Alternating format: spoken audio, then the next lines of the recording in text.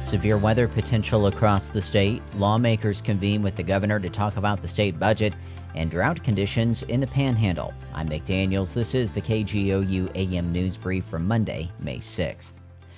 Oklahomans are being urged to prepare for another round of severe weather expected later today.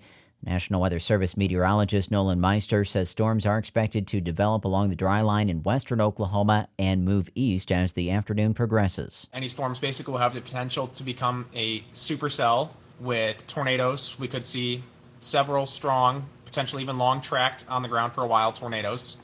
The environment's really favorable for large to very large, and we could even see hail up to the size of 4 inches. The earliest time for storms in the metro will be around 3 p.m., with the most likely time between 6 and midnight. This is not going to be one of those days where storms really weaken quickly after sunset either. We could see, as the low-level jet ramps up, the tornado threat continue well into the night. The Weather Service urges Oklahomans to have multiple ways to receive weather warnings through the night and have a plan to get to your safe spot.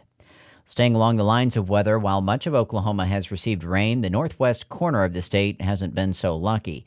OPMX's Anna Pope reports the Panhandle is in the midst of its fifth driest climatological spring in more than a century. Much of the state has been slammed with severe storms, but Gary McManus, Oklahoma State climatologist, says far northwestern Oklahoma is often missing out on big rainfall events. It's certainly a have versus have-not situation right now in the state of Oklahoma. While the Panhandle is experiencing its fifth driest spring since 1921, western central Oklahoma is in its 19th driest spring season since the same year. It's only the beginning of May, and Oklahomans have seen intense wildfires and severe weather with deadly tornadoes.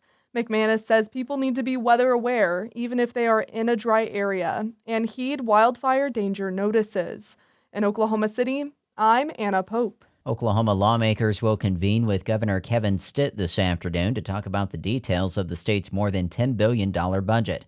The move is unprecedented, as budget negotiations usually happen behind closed doors. Stitt says he's looking forward to it. This is really, really exciting.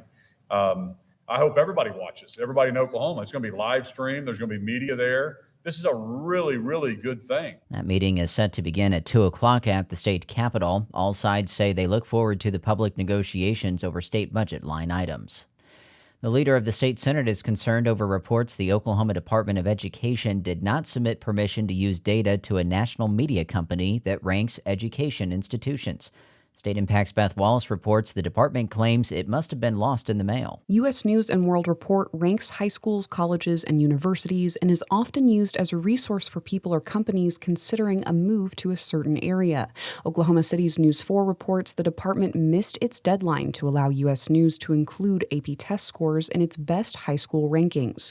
Those scores make up 30% of each school's ranking. U.S. News says this is the second year this has happened. Senate Pro Tem Greg Treat said Thursday he's concerned the mass exodus of employees from the department during State Superintendent Ryan Walters' tenure contributed to the mishap. I do have some concerns, with the reports of upwards of 130 or so employees gone. Is that impeding their ability to get these simple things done that may harm some of our schools? Most top 20 schools from the best high schools in Oklahoma saw their ratings plunge from 2022 when the AP data was last made available. Deer Creek, for example, dropped 122 spots. For State Impact, I'm Beth Wallace. You'll find more news throughout the day at our website, kgou.org, and on the KGOU PM News Brief podcast. Hi, it's Terry Gross, the host of Fresh Air.